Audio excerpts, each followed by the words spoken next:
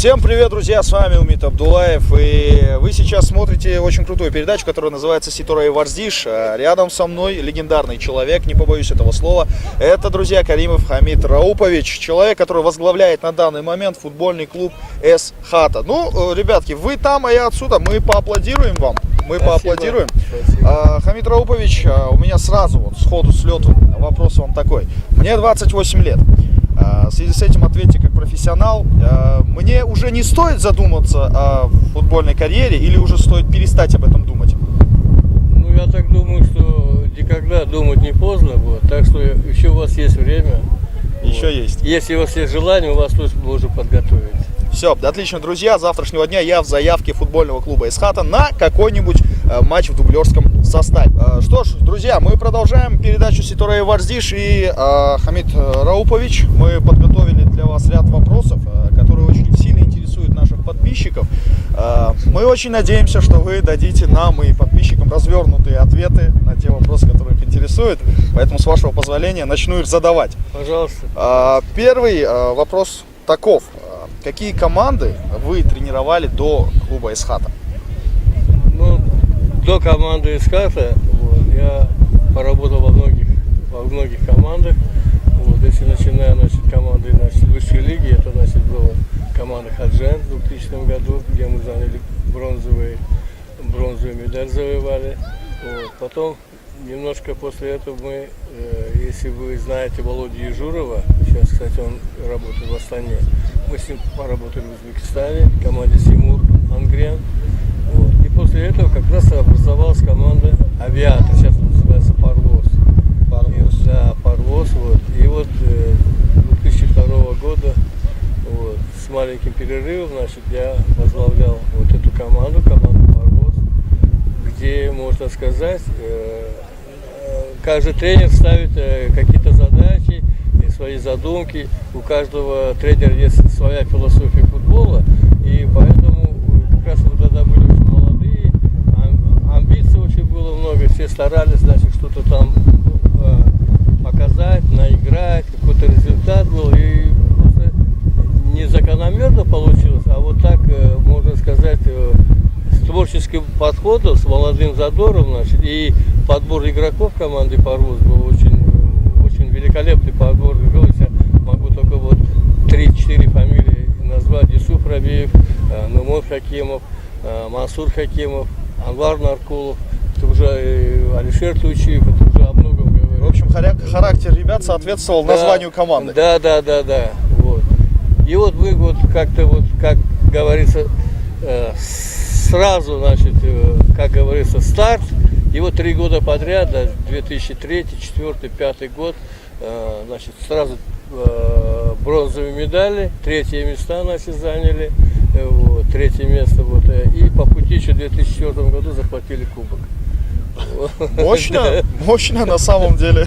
Понимаете, и потом опять пришло приглашение в Хаджен, там я еще 2 года поработал, потом и уже после этого тоже в Авиаторе продолжил, в Парвозе продолжил работу, но, к сожалению, там поменялось руководство, и немножко уже с командой стали финансовые проблемы, все это, сами знаете. Стандартные, так сказать, стандартные, это самое, как у нас бывает.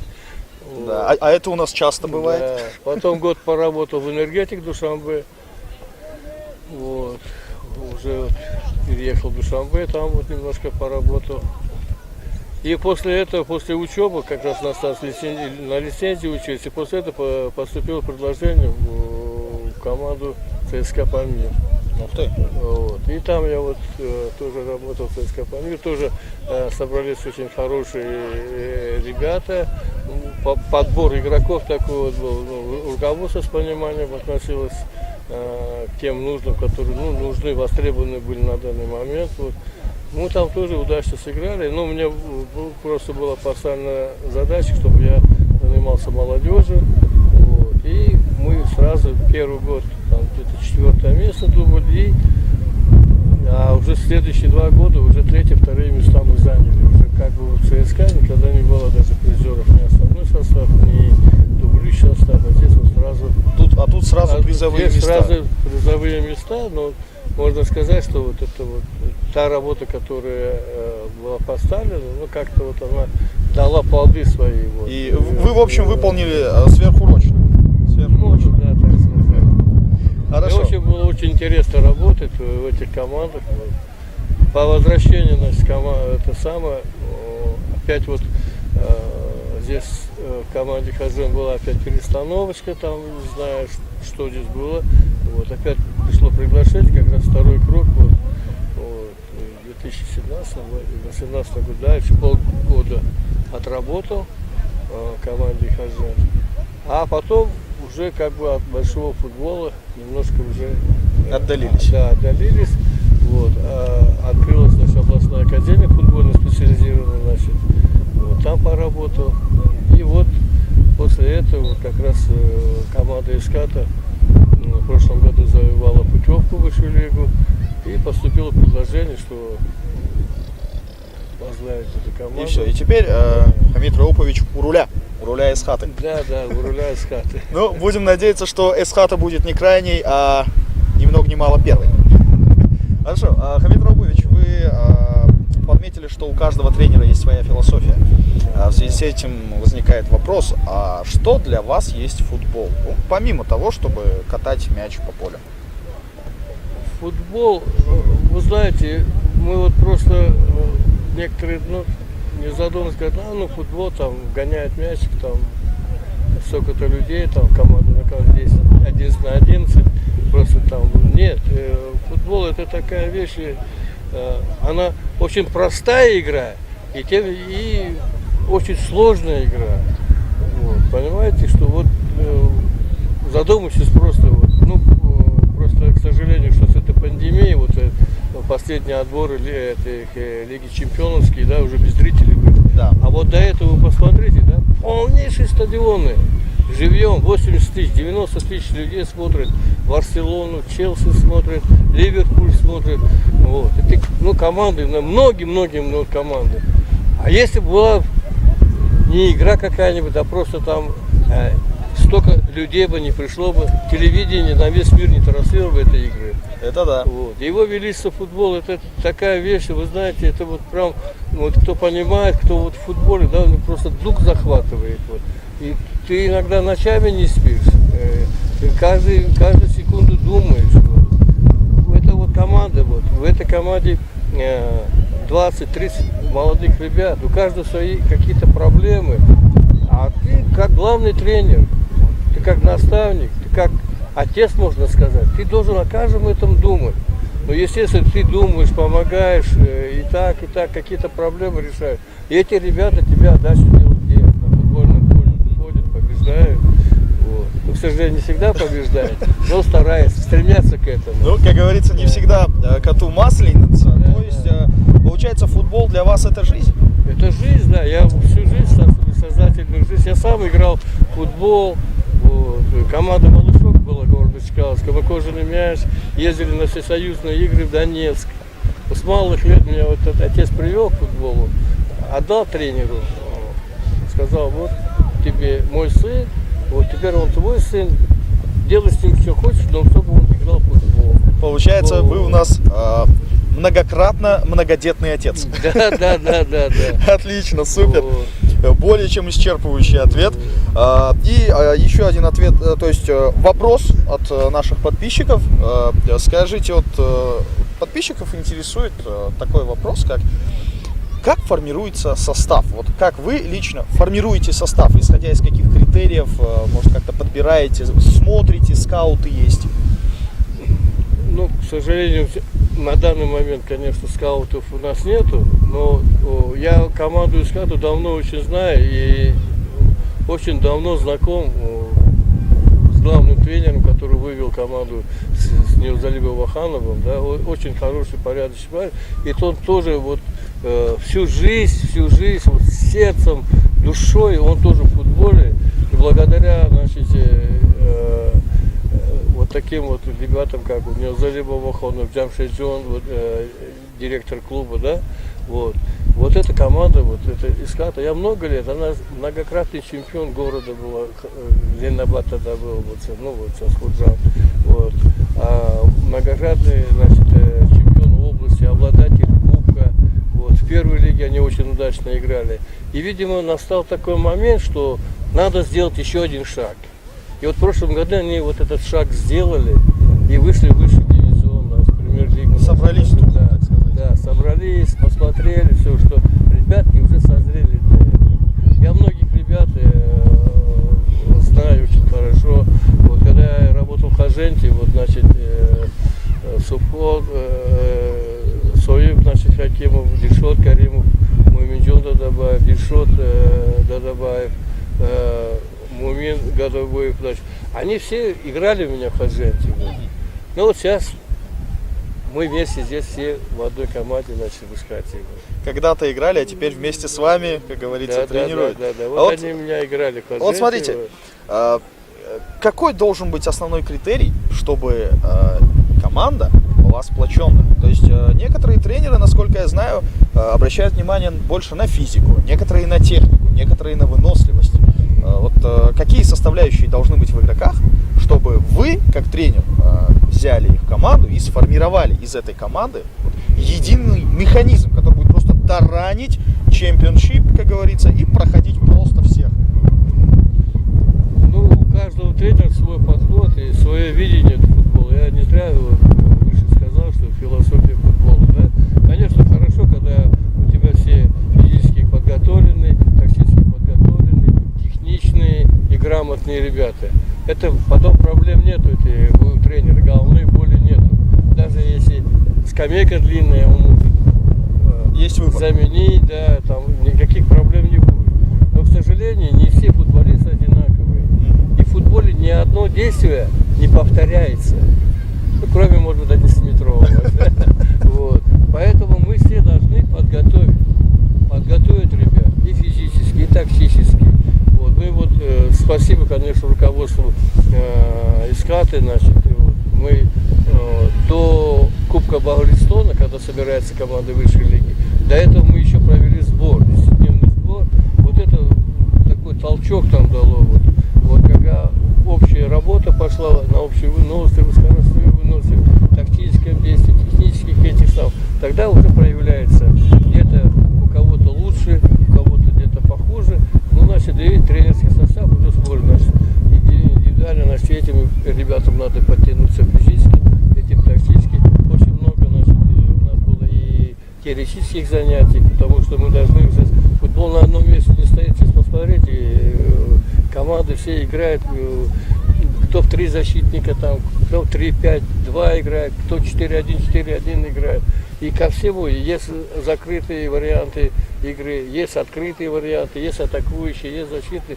Вот поэтому, смотря на соперника, вот сейчас вот у нас Хатлон, сейчас мы первый играем, тут команда бывшая Ваштурган ТБ, это очень хорошая, очень знаменитая команда, очень большая плеяда у них великолепных футболистов. Вот. У нас первая игра с ними дома. Вот. Какой вариант выбрать? Вот мы первый раз играем в высшей лиге. Закрыться или открыться. Вот. Ну, конечно, дома все хотят вот атакующий футбол играть. Потому что я так думаю, что с этого сезона разрешат болельщикам прийти. Мы тоже на это очень надеемся. Да. Наверное, придут болельщики первый раз посмотреть. Вот. Ну что же, ребята, с Ишкатой, как они? Ну, первая лига, да, первая лига.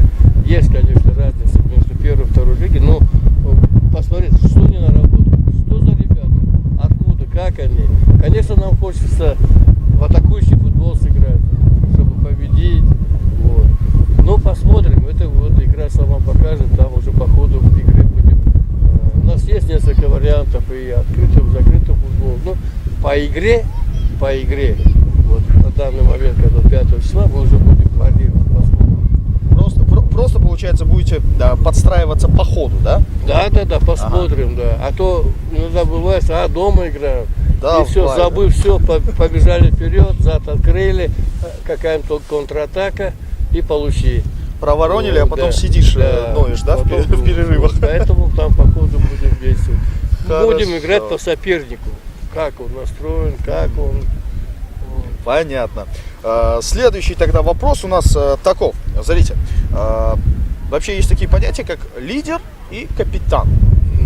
Я так понимаю, в футболе тоже есть свой лидер и капитан. Хотелось бы узнать у вас, чем отличаются эти две, не то чтобы даже должности, а скорее обязанности, наверное. И одно ли это тоже лидер и капитан? Или это два абсолютно разных человека могут быть, два игрока разных? Ну, знаете, вот капитаном обычно выбирают лидеров.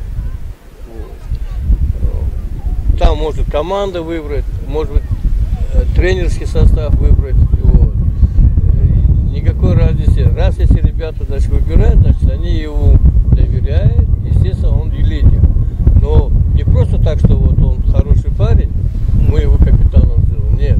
Это очень много от него зависит, что на какой позиции играл, как он играет, имеет ли авторитет среди ребят. Иногда бывает такое, что тренера, как бы тренировка на бровочке стоят, а внутри команды вот этот капитан, он должен регулировать, он должен повести команду. Вот просто один пример. Мы вот 29-го играли с командой Казахстана, очень хорошая, очень грамотная, очень такая вот команда. Вот амбиций у них очень было много. Первые игры мы, к сожалению, проиграли в начале сборов, 3-1 проиграли. Вот. И вот 29-й, это у нас была заключительная игра уже перед чемпионатом. Вот. Потому что уже больше играть там нельзя было. Ну, риски, там есть травмы, вот. Да. И вот эта игра показала, вот, и что Соебджон Хакимов, он, значит, много лет очень играл в Хадженте, сейчас вот второй, третий год играет в Искате. Вот. Один из лидеров, один из авторитетных ребят. Вот. И что получилось? Что первый тайм мы где-то две ошибки тактически это получилось, и мы первый тайм проигрывали 3-1. 3-1, да, 3-1, ну другая команда сказала, ну все, сгорели. Казаки. Первую игру у нас 3-1, и здесь в первом тайме уже было 3-1. Но мы немножко переговорили с ребятами в перерыве, поговорили, немножко подправили, все. И вот он завел команду, понимаете, он сказал, ничего здесь, 45 минут это вагон времени. И они побежали. И как Данка просто повелся вперед. 80-я минута мы 4-3 выигрываем. Ну опять наша это самое немножко расслабилась. 4-4. Я говорю, ну ладно, дружба победила. Но то, что ребята не остановились, вот это меня обрадовало. Не остановились, они в себя поверили. И вот. И плюс вот лидерские качества капитана, значит, давай, ребята, давай, побежали.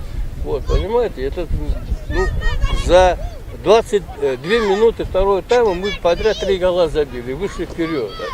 Это круто, это характер. Вот это вот они проявили характер, лидерские качества. Поэтому я так сказал, да, вот значит, мы не зря, вот 2 сбора было, поработали. Значит, вот.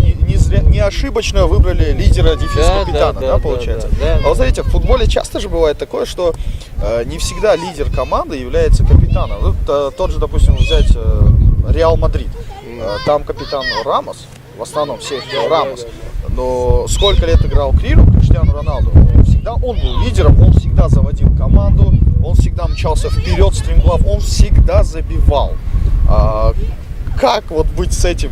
То есть лидер и есть капитан, как бы почему-то их разделили. Почему-то Криштиану Роналду редко носил повязку. Это какие-то тактические задумки или? Бывает и такое, но просто вы знаете, в каждой команде, ну, свой лидер, свой капитан. Это не обязательно, чтобы если только он капитан, и вот он должен. Но и еще по амплуа. По амплуа у нас Соебджон, он защитник. Он, знаете, все видит, всю игру, всю картину. Где он может подсказать, да. Он как капитан, все, может впереди взять, подсказать переднему, да. А лидер, да, раз ты лидер, как Криштиану Роналду, как и Месси, там еще много, как там Мухаммад Салах. Раз ты лидер, значит ты делаешь свое дело, забивай. Просто забивай. Забивай, да. И мы будем все рады. И капитан будет рад, и команда, и болельщики. Понятно. То есть, получается, все-таки, по сути, может быть в команде и лидер, и капитан, а может быть вот 2 в одном прям. Да, 2 Все, в одном. исчерпывающий ответ. Смотрите, вот, ну, мы поняли, да? Мы поняли, что здесь, получается, капитан является тем человеком, который, скажем, в патовый момент готов принять весь удар на себя, просто сказать: ребята, давайте вперед, и помчаться стремглав, понести за собой команду. Почему я это говорю? Потому что следующий вопрос, он и был таков. Как бы, кто из игроков в команде готов взять всю ответственность на себя во время матча? И кто это в команде? Мы ответили, друзья, поэтому едем дальше по следующим вопросам. Смотрите, естественно, что среди болельщиков есть такая категория, которая относится к скептикам. Да? Они болеют за команду, но они как-то скептически к некоторым моментам относятся. Вот, тут такой у нас вопрос поступил. Так и пишут: вы вышли в высшую лигу. СХАТА вышла в высшую лигу. Не будет ли такого, что, скажем, это была случайность? Мол, вот вышли в высшую лигу, отыграли сезон и бац, опять скатились в первую лигу. Как мы можем отпарировать этот ответ нашему подписчику? Да, мы тоже об этом задумывались, думали, вышли в высшую лигу, а что дальше? Ну, играть будем, что-то выигрывать, что-то проигрывать, да? Ну, руководство конкретно. Был вариант, допустим, ребята, которые завоевали путевку в высшую лигу, мы могли бы сказать: ребят, спасибо, Маур сделал свое дело, Маур может уходить. Пригласить 10 хороших, допустим, игроков с высшей лиги, там это, вот. И давайте. Да.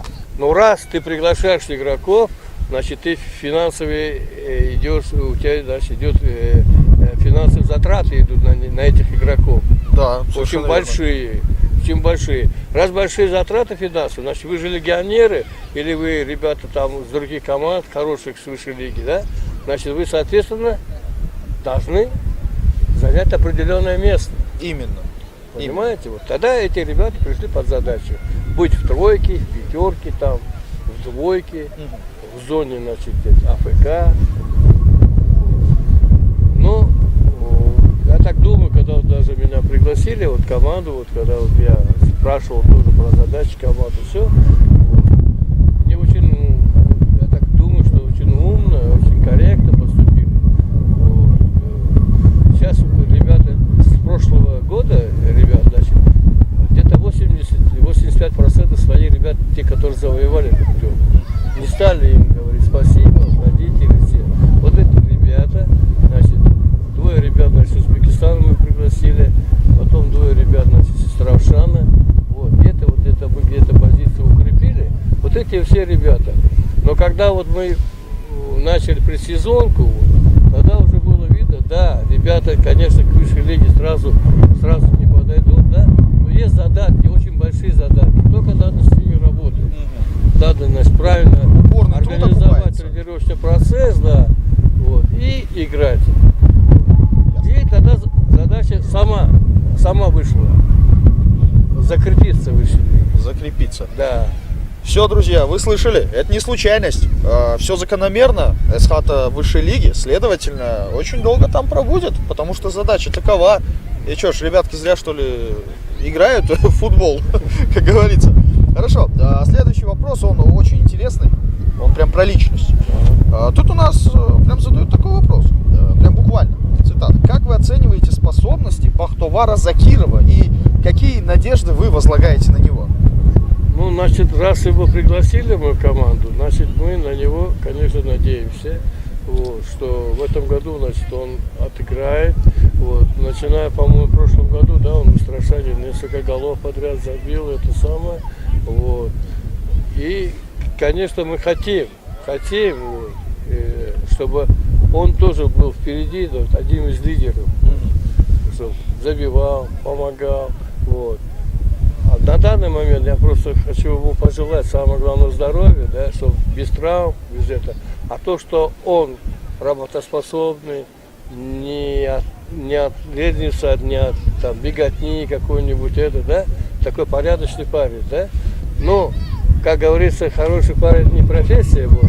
Поэтому, да, конкретно мы ему тоже ставим задачу, чтобы он всегда был впереди, как лидер, все продавливал, забивал голы, помогал. Вот. Это вот его профессия. Вот. Его профессия.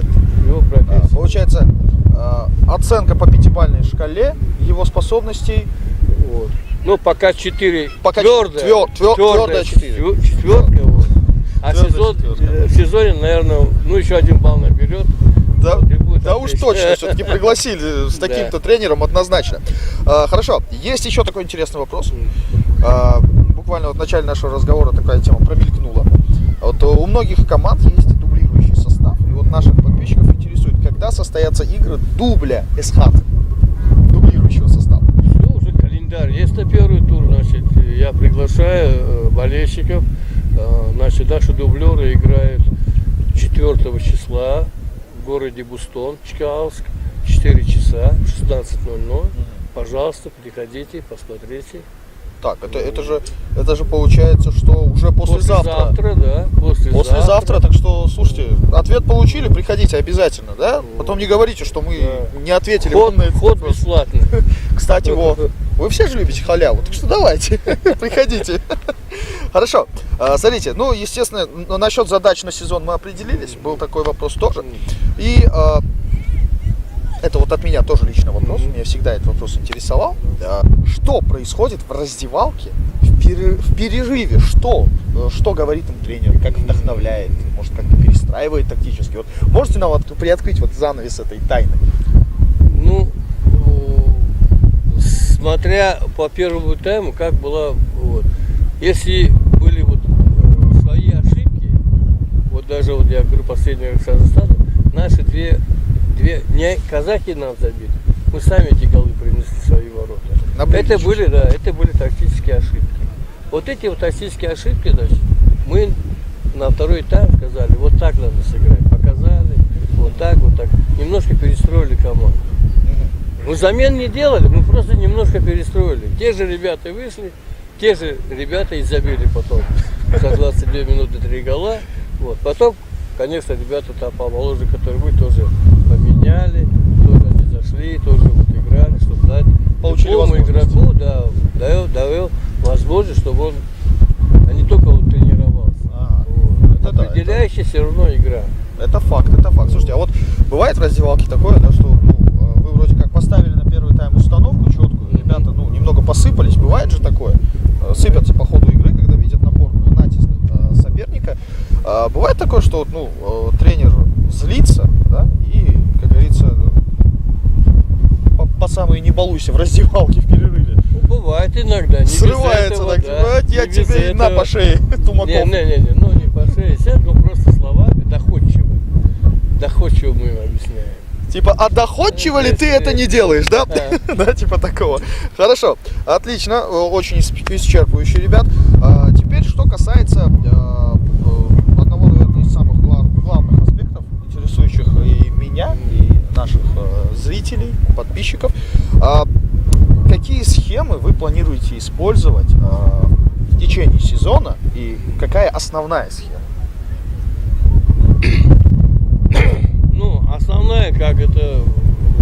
Основная такая схема, все равно у нас 4-4-2. Хотим мы этого, не хотим. Если мы хотим забивать, конечно, 4-4-2. Вот. Но каждая схема, вот приходит календарь, мы знаем, что с этой командой играем, через неделю с другой командой, есть выездные игры. Значит, по игре, по календарю, по сопернику, значит, будет естественно схема. То есть, получается, нет какой-то определенной схемы, которая на весь сезон? Все под соперника? Да, под соперника. Вот. Ну, конечно, в домашних играх, конечно, надо играть атакующий футбол. Потому что зритель приходит, он отрывает с какое-то время от каких-то больших дел. Проблем сейчас у всех много, но он приходит на эту игру. Мы возьмем, закроемся в штрафной площадке и 90 минут чай пьем там. Зеленый. Да, зеленый. С пловом. Да. А он говорит, зачем я пришел? Типа, ребят, давайте уже хорошо. 1,5 часа просидел, и они тоже просидели там. Хамид Ропович, по поводу схемы 4-4-2. Я всегда задавался вопросом, потому что при Эрнесто Вальверде Барселона играла в непривычный для себя футбол в 4-4-2. Вот я всегда задавался вопросом, это атакующая схема или оборонительная? Ну вот смотрите, если взять полузащитников и 2 нападающих, 6 человек атакуют. 6 человек. Если 2 крайних подключается, 2 крайних защитника, как Карлос Альберто, да? 90 минут он там. Альба. Да, вот. Понимаете? Вот 6 еще 2 добавилось, 8 человек. 8. Все-таки это больше атакующая Вот. схема. Теперь мы закрываемся. Закрываемся уже 8 человек с вратарем.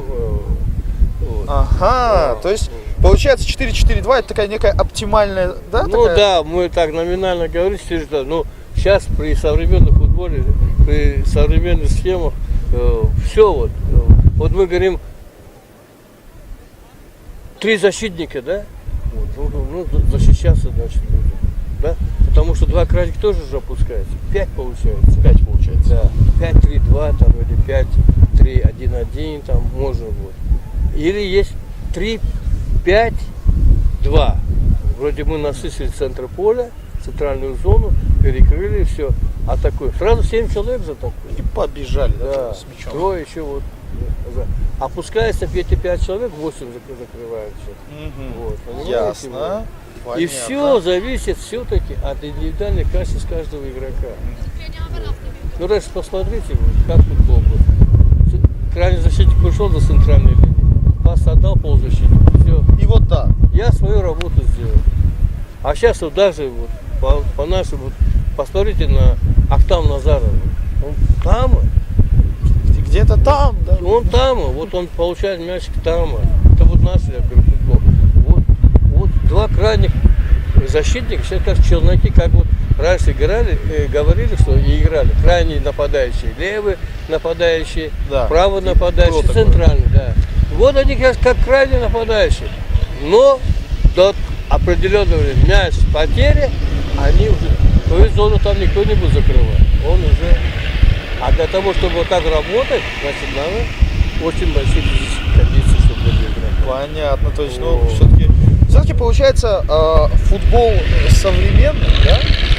Если его сравнивать с футболом, скажем, прошлых десятилетий, более, получается, атакующий, более интенсивный. Да, Более вы интенсивный. просто посмотрите, раньше вратарь мог с штрафной площадки взять мячик и по всей площадке бегать.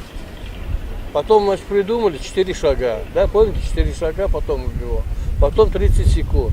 А сейчас посмотрите, вратарь, Нойер, он как центральный защитник играет, он постоянно на штрафной площадке. Кстати, да, яркий пример. Вот, понимаете? Потому что, вот видите, уже вратари, сейчас мы особый такой это самый упор сделали на вратарей, чтобы они ногами играли. И вот сейчас последние правила, которые ты можешь прямо в штрафной площадке уже, вот, ну, сразу отдал. Вот, почему? Это быстрота, да. Ты отдал, второй пас, уже там, уже в зоне соперника мяч. Понимаете? Ясно. Поэтому скорости, вот это скорость. Понятно. Это получается основной упор, если делать на ноги, то это получается Юрген Клопп и Гвардиола. Они, получается, мыслили наперед, когда Гвардиола взял Эдерсона, бразильца, который очень круто играет, кстати, ногами. Клопп взял... Подскажите, кто у Ливерпуля вратарь? Алисон. Вот, Алисон. Просто проверил, ребят, Да, знают да. или нет. Молодцы, садись 5. Вот. Алисон тоже ведь круто играет ногами. Получается, и Клопп, и Гвардиола, они некую лепту свою внесли в это. Да, у него в это очень дело. большой, это Гвардиола особенно. И Клопп, Клопп тоже, Юрген Клопп тоже, когда приходил в Ливерпуль, он сказал, дайте мне время.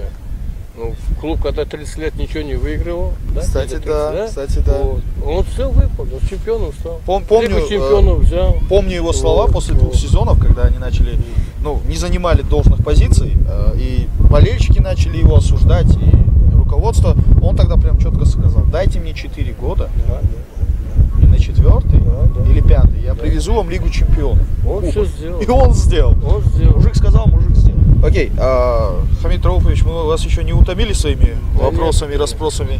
Нет. Ну, в целом, мы хотим вам задать последний вопрос. Ребята, это к вам тоже относится, давайте внимательно смотрите, да, и слушайте, кстати. Смотрите, меня как болельщика Барселоны, футбольного клуба Барселона, интересует вопрос, да, на сколько процентов победа команды зависит от болельщиков, и что для этого должен сделать болельщик, чтобы команда прям по ходу игры воспряла просто?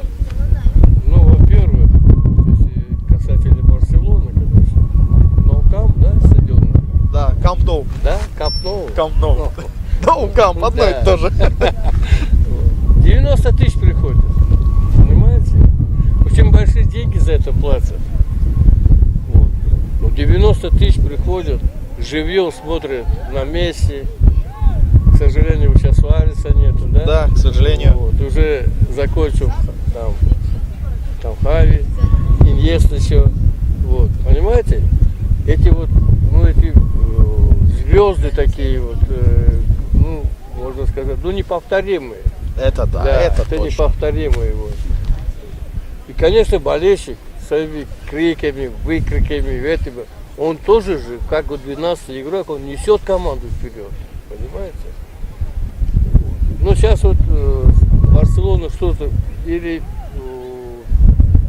переходной возраст у них, или там что-то, вот такая вот тренерская тоже там идет какая-то, то один пора, потом второй, там, третий. И минус болельщиков. Нету болельщиков. К сожалению, конечно, да. с этой пандемией, вот. И у нас вот даже вот чемпионат, и прошлый год тоже вот, ну, без болельщиков. Без болельщиков это тоже не игра. Это, ну, как-то все-таки, вот сейчас разрешили вот уже там 50% заполнения стадионов, там, 30% там, или 40%. Но уже болельщики пойдут. И просто вот последний пример. Армения играет с Румынией. О, да. Если кто-то видел этот огненный Да. матч, это что-то с чем-то. Вы понимаете, как болельщики, они 90 минут, 95 минут не останавливались, они поддерживали команду, их несли вперед, в конце концов, сенсация сейчас в Европе. Это да. Да, Армения на первом месте. Все 3 матча, Вот, кстати, да. выиграли. 3 игры, 3 выигрыша. Еще напоследок Германия проиграла. Единоличный лидер. Это вообще было Вот. что-то с чем-то фиаско. Потому что болельщик это болельщик. Это болельщик. Да, это как итальянцы говорят, тифози. Это, вы знаете, это вот есть такое понятие, да, вот некоторые, значит, говорят, вот, ну, некоторые футболисты или болельщики, да, вот, любят футбол, да, любят футбол. Вот. А некоторые себя любят в футболе, себя. А они, да, себя любят в футболе. Вот я как так сделал, вот я так пас отдал, я там так крикнул. А вот болельщики, они любят футбол, поэтому они приходят на крыло. И, пользуясь случаем, приглашаю своих болельщиков, наших болельщиков, вот, 5 числа вот, на центральный стадион 20-летия города Хужанта в 16:00. Вот, первая игра команды из Хаты высшей лиги вот, будет с командой Хатлон. Будем надеяться, мы будем держать вот эти вот кулаки, ребят, вы тоже держите. Слыхали, да, 5 апреля, друзья, стадион 20-летия независимости. Приходите, болейте, все правильно замечено. Болельщик это как ветер в паруса команд, верно? Верно, Всё. верно. Команда пароход, ребят, вы ветер, дуйте, несите команду к победе. Первый соперник у нас Хатлон. Все, друзья, мы надеемся, что игра будет классной, достойной, что ваши подопечные все-таки одолеют команду Хатлона. Мы очень надеемся на это, честное слово. А вы все приходите 5 апреля, ребятки. Это Ситорей Варзиш, Умит Абдулаев и, друзья, никто иной, как главный тренер футбольного клуба Исхата, друзья, Хамид Раупович. Я тут, вы там.